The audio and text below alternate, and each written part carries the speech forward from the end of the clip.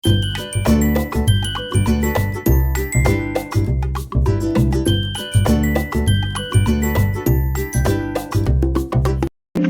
वालेकुम एवरीवन, कैसे हैं आप सब। उम्मीद करती हूँ खैरियत से होंगे। अल्लाह पाक सबको आबाद रखे, अपने घर में खुशियाँ दे, सेहत तंदुरुस्ती वाली ज़िंदगी दे। व्लॉग का आगाज़ यहाँ पे ज़रा हलचल से हो रहा है। आज मैंने इनको डांटा, मैंने आप लोग सोफ़े के कवर बार बार ख़राब कर देते उठते, कोई तमीज़ नहीं है बैठने की, उठने की, ये सब कुछ करने की। तो बस मेरी डांट को ये लोग इस तरह इंजॉय कर रहे थे।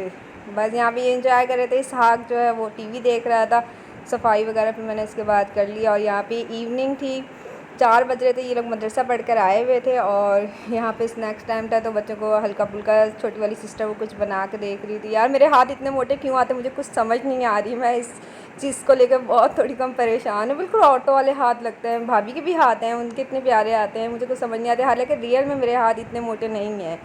तो ये लोग ट्यूशन पढ़ के आए थे यहाँ पे चेंज वेंज करने। वो जो मैंने व्लॉग जहाँ से स्टार्ट किया वो सुबह का टाइम था। यहाँ पे इन्होंने चेंज वेंज करके अपना चले गया था। स्नैक टाइम ये अब था जो मैं अभी बता रही हूँ, व्लॉग स्टार्ट कर रही हूँ। यहाँ पे बस ये मदरसा वगैरह पढ़ के आए थे और यहाँ पे देखें इसको, हमारे ये तो बनेगा पक्का, इसका पता है हमें ये क्रिकेटर ही बनेगा। ये मतलब सीज़न के हिसाब से चलता है।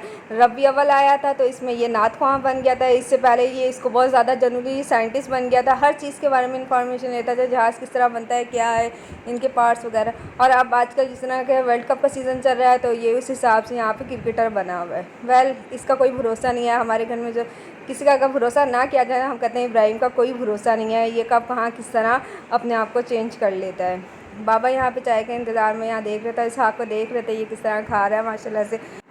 नगेट्स बनाए थे इधर पटाटो और चिकन के, और इसके बाद जो थोड़े कम आलू थे उनको बेसन में डिप करके यहाँ पे इसके फ्राइज़ भी बना लिए थे। वेल हम यहाँ पे इंजॉय कर रहे थे। और यहाँ पे आशा ने पता नहीं ये पापड़ चापड़ ये भी तल लिए थे। तो यहाँ पे ईशा अपनी मेहंदी दिखा रही है कि देखो मेरी मेहंदी यहाँ पे हट रही है। और यहाँ पे कल अपने पापा के साथ गई थी ये मार्केट, वहाँ से देखे अपने लिए रिंग भी लेकर आई है। बहुत शौक़ है भाई इस लड़की को नेल पॉलिश का और दूसरी चीज़ें तैयार व्यार होने का, मैडम बनने का। वो तो बहुत ही हंसा है। बस जब स्कूल से आती है इसका यही काम होता है, जो स्कूल में टीचर रिपीट करती है ना यहाँ पे आके बन के वही सारा कुछ रिपीट कर रही होती है। बच्चे भी इसके बाद ट्यूशन चले गए थे। साग को हमने रेडी किया, हम खुद भी रेडी हुए। सामने 2 गली छोड़ के एक आंटी रहती है, उनकी तबीयत कुछ दिन से नासाज थी, वो आ भी नहीं रही थी। जब फ़ोन करके पता किया तो उनकी तबीयत ठीक नहीं थी। हम वेल भी उन्हीं के घर में गए। और यहाँ पे देखें इसहाक ने जो हमें रास्ते में तंग किया, 2 गली का रास्ता था, इसने हमें 4 सदियों वाला रास्ता इस तरह कह लें, चल ही नहीं रहा था, ढीठ बन गया था। यहाँ पे हम कितने गली के कोने तक गए, ये दरवाजे के आगे ही खड़ा हुआ बुत बन गया। पता नहीं क्या हुआ इसको, कुछ समझ नहीं आ रही थी। जैसे इसका शायद मूड नहीं था कि किसी के घर में भी जाने का, बस ये कह रहा था कि मुझे बाहर लेकर टहलें घूमें फिरे, लेकिन किसी के घर में या अपने घर में मैं नहीं जाऊँगा।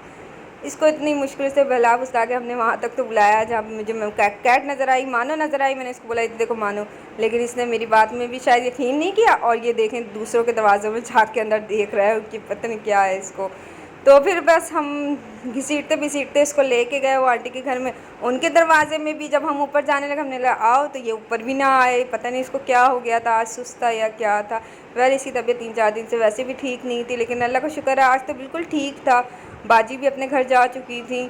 और फिर हमने इस बच्चे को बोला, हमने उसको ज़रा गोद में उठा के इधर तक लेकर आना। यहाँ पे देखिए किसी ने अपना बहुत ही ज़्यादा लगता है उनके घर में सामान था, तो अपना सामान उन्होंने थोड़ा सा बाहर रख दिया। आने जाने वालों के लिए आसानियाँ कर दी। सोफ़ा सेट उन्होंने बाहर निकाल के रख दिया। मैंने ये भी सही तरीका है कि कोई अगर बंदा चल के कहीं दूर से पैदल आ रहा है तो वो यहाँ पे बैठ के रेस्ट कर सकता है। तो बराए मेहरबानी थोड़ा सा ये भी करना चाहिए उनको, यहाँ पे थोड़ा सा पानी का कूलर या कूलर वगैरह भी रख दे, ताकि थोड़ी सी और उनको सहूलत हो जाए मुसाफिरों को।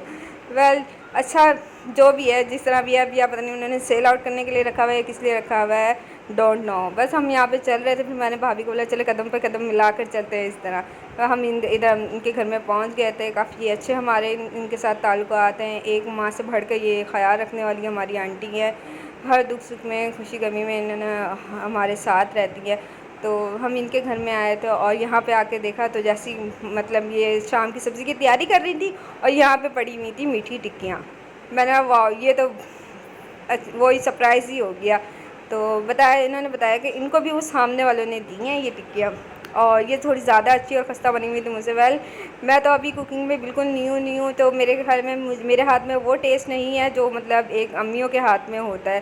तो इन्होंने यहाँ पे पता चला, तो बाद में पता चला इन्होंने यहाँ पे खाश भी ऐड की हुई थी। तो मैंने सोचा चलो मैं इंशाल्लाह ताला बहुत जल्द इसी के जिस तरह बनाऊँगी तो इसमें मैं खाश भी ज़रूर ऐड करूँगी। और यहाँ पे आंटी बना रही थी मिक्स सब्ज़ियाँ वगैरह। फिर नमाज़ का टाइम हो गया था, नमाज़ अदा की गई और हम लोग सब बैठ के वैसे बातें कर रहे थे। आंटी मिक्स सब्ज़ी बना रही थी। फिर उसके बाद चाय का दौर चला, जो मैं वीडियो नहीं बना सकी, पता नहीं मुझे शर्म आ रही थी क्या था, अल्लाह जाने। बस फिर हमने चाय वगैरह पी, काफ़ी सारी बातें वगैरह की, उनके बच्चों के साथ इंजॉय की। फिर उनका छोटा वाला बेटा उठ कर आ गया तो इसहाक उनके साथ खेलने लग गया।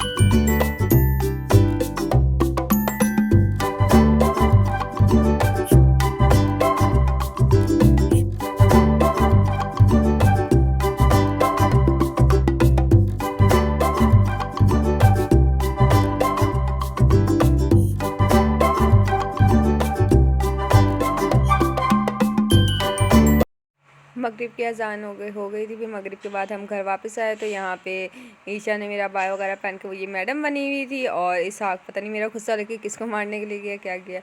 वेल, फिर उसके बाद खाने का टाइम हो गया था। खाने में हमने आज दाल चावल बनाए थे और यहाँ पे हमने टिक्का बाहर से ऑर्डर किया था। ईशा का मूड था दाल चावल नहीं खाने का और ये कह रही थी मुझे बाहर से रोल पराठा वगैरह खाना है। हमने उसके लिए रोल पराठा वगैरह मंगवा दिया था, साथ में टिक्का भी मंगवा दिया।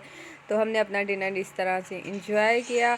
अल्लाह पाक सबके दस्तरखानों को इसी तरह कुशादा रखे, बहुत सारी नेक दुआओं के साथ। यहाँ पे मैं अपने ब्लॉग का एंड करती हूँ। उम्मीद करती हूँ आप सबको बहुत पसंद आया होगा। मुझे अपनी ख़ास दुआओं में याद रखिएगा।